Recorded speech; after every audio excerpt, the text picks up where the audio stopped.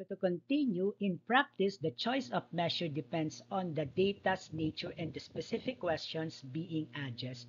For example, data analysts might use the median for housing prices to avoid skewed averages or the mean for general trends in test scores. So as practical examples of when to use each measure of central tendency, first is the average or mean. In calculating the average monthly expenditure of a household, the mean is helpful because it considers all expenses. Why use it? It provides a complete picture when data is evenly distributed without extreme values, also known as outliers.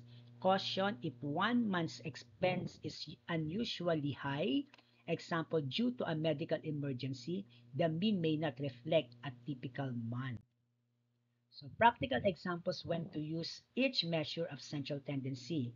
So let us now discuss median. Example, salaries in a company. In dollars, we have 50,000, 52,000, 55,000, 56,000, 100,000, and 120,000, as well as 300,000. The median is $56,000. So middle value in the sorted list.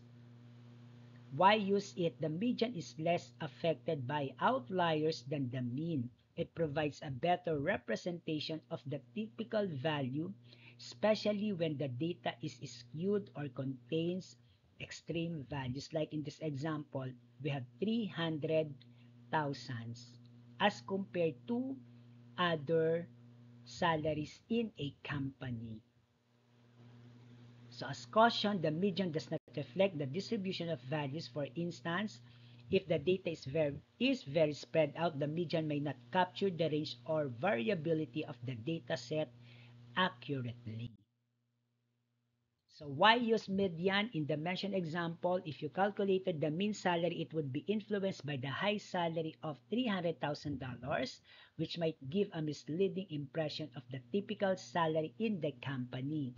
The median, however, provides a more accurate reflection of the middle salary unaffected by the extreme outlier.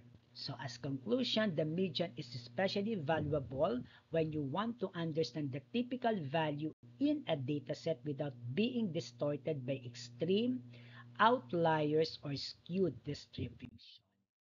So as practical examples on when to use each measure of central tendency, mode: in a survey asking people about their favorite ice cream flavor, the mode reveals the most popular flavor.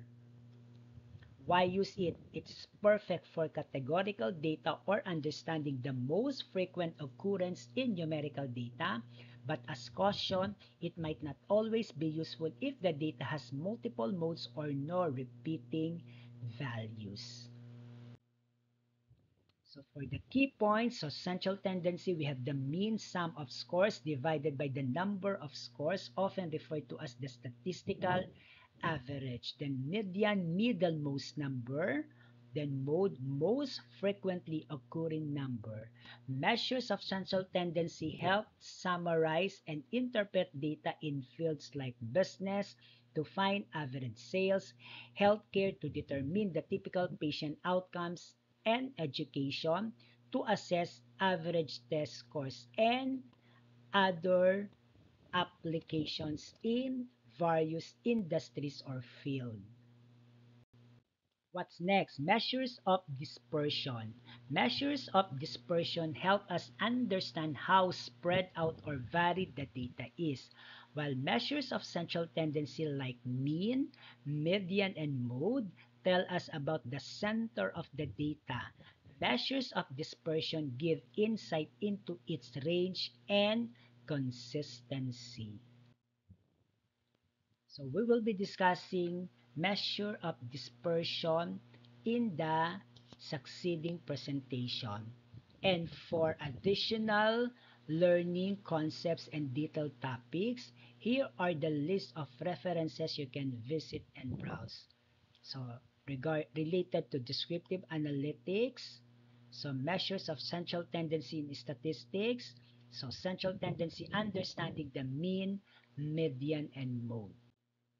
So once again, thank you very much. See you again next time. Have a great day. Bye-bye.